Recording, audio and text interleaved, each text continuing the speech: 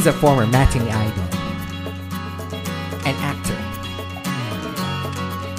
a traveler, a TV host. Today on our Celebrity Corner, let's get to meet Drew Arellano. He first gained public attention in the popular shampoo commercial where he was referred to as Pare. Equipped with good looks and wholesome appeal, it didn't become hard for Drew Arellano to penetrate the showbiz mainstream. Now, that guy has come a long way as he is busy with different projects in GMA7.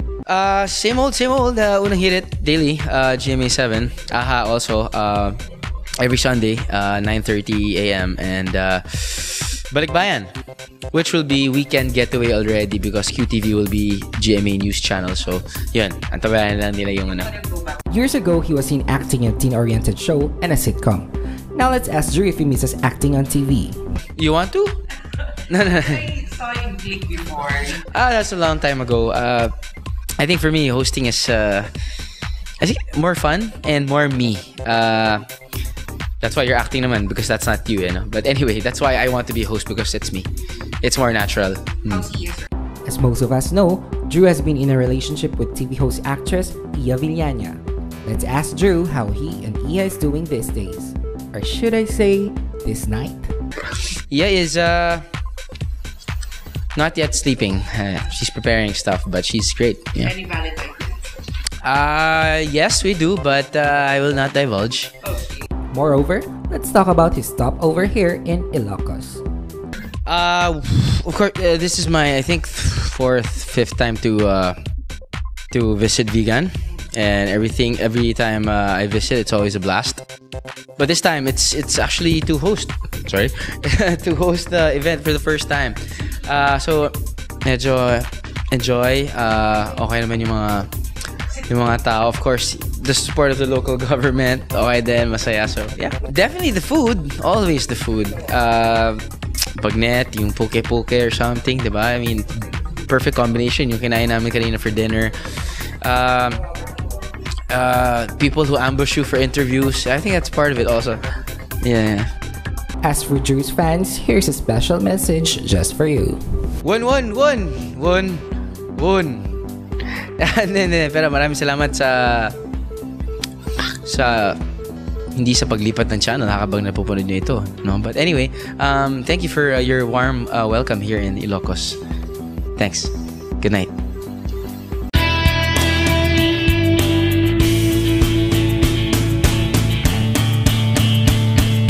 This is Drew Arellano and you're watching Core TV. That was Mr. Drew Arellano for our Celebrity Corner.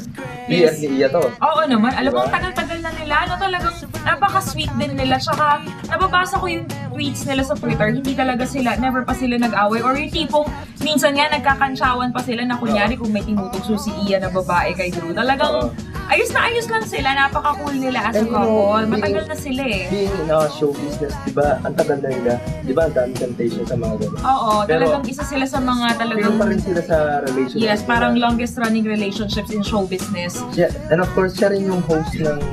Yes, yung, isa siyang host sa GMA7. And dati siyang artista actually, tapos naging host na rin siya. Tapos nakikita rin siya sa QTV. And then yung stepping stone niya is... Yung shampoo commercial na siya yung pare, di ba? Oo, di ba? Yun nga yun. Yes, okay. So, syempre from celebrities, papunta naman tayo sa mundo ng mga pets. Sa ating Pester segment, alamin natin ang isang breed ng aso na kung tawagin nila Golden Retriever. At syempre itong mga Golden Retrievers nga na yun, talagang napaka-friendly. Friendly talaga.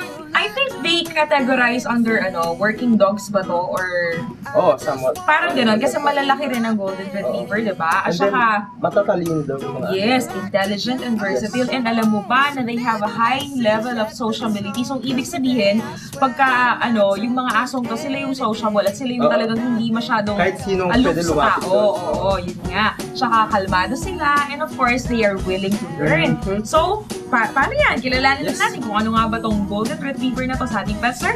Watch this.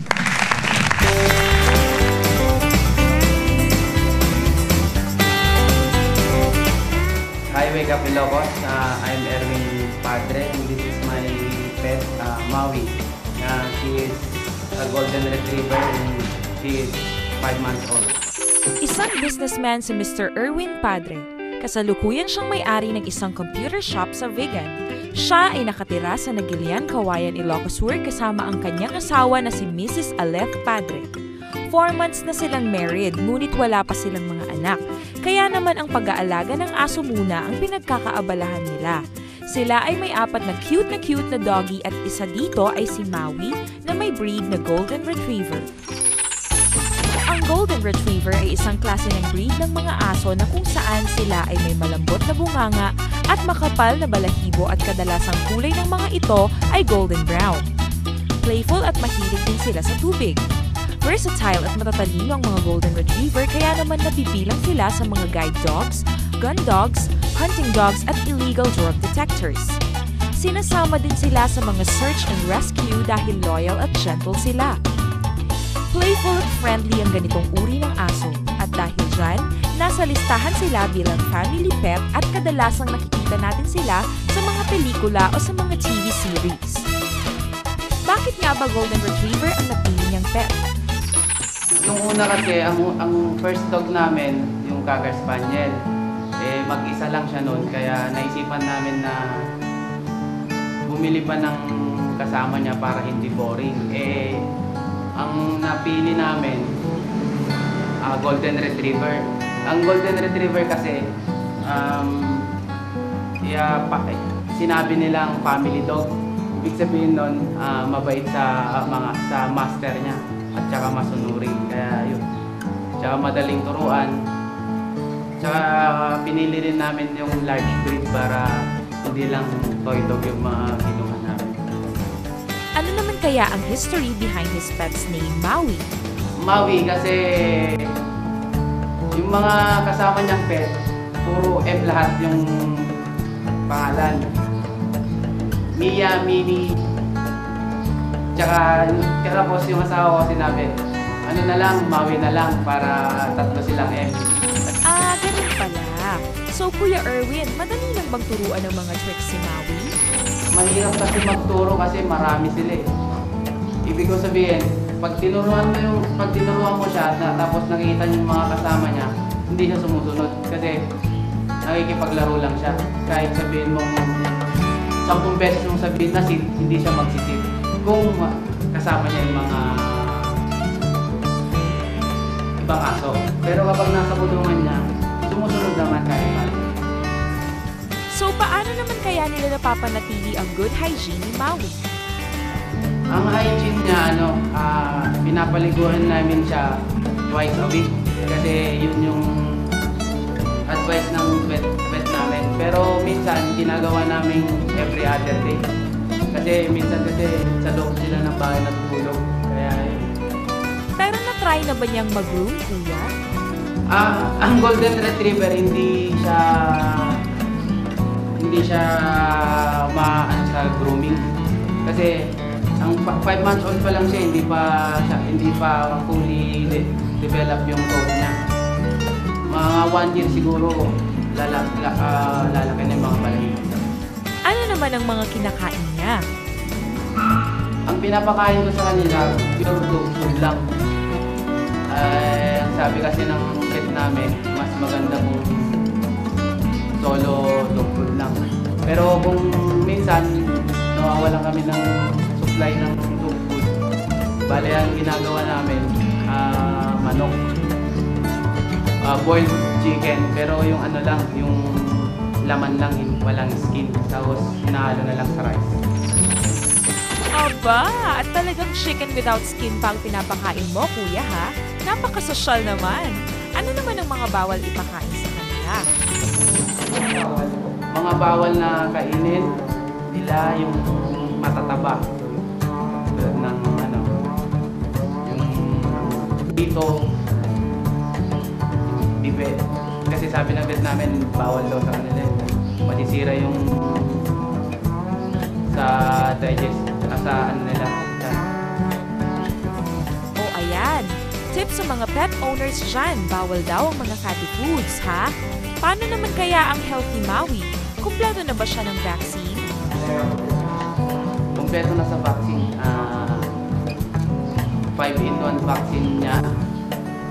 Bale, for 4 doses na yata yun. Tapos last yung yung anti-rabies. Talagang alagang-alaga si Maui kay Kuya Erwin ah. Ano naman ang daily routine nyo ng inyong pets, Kuya? Pag umaga, yun, konting exercise dyan lang sa labas ng bahay. Tapos, yun, after exercise nila, kakain ulit. Tapos, pag gabi na, lagi kami dun sa plaza para ma-exercise ulit. Kasi, mas maganda daw kapag may exercise yung mga aso. Lalo na pag babae. Pag babae kasi, pag may exercise, mas mabilis yung pagre-regla nila. Balita namin, nagkasakit daw si Maui. Serious? Ikwento mo nga sa amin? Nung 3 months niya, nagkasakit siya na protozoal, sabi ng doktor eh. Alam ko nun hindi na siya tatagal. Yun, pina-check ako kay Doc. Sabi niya, i-checkan natin ng antibacterial. Tapos yun, after 4 days, okay na. Pero yung sakit niya nun, bale nangangayayat siya, hindi siya kumakain. Tapos, hindi siya active. Kaya yun, parang payat-payat na nun. Ang panic. Paano naman kaya nasusuklian ni Maui ang kabutihang loob ni Kuya Erwin sa kanya? May mga ginagawa din siyang kahit pa paano nakakaganda ng loob. Tulad ng nasa kulungan siya, "Good morning, Maui, appear." Bigla siya mag-appear. Kung sinabi mong babantayan niya yun, kung may ipapabantay ka na isang bagay, hindi niya iiwanan hanggang sinabi mong babantayan niya.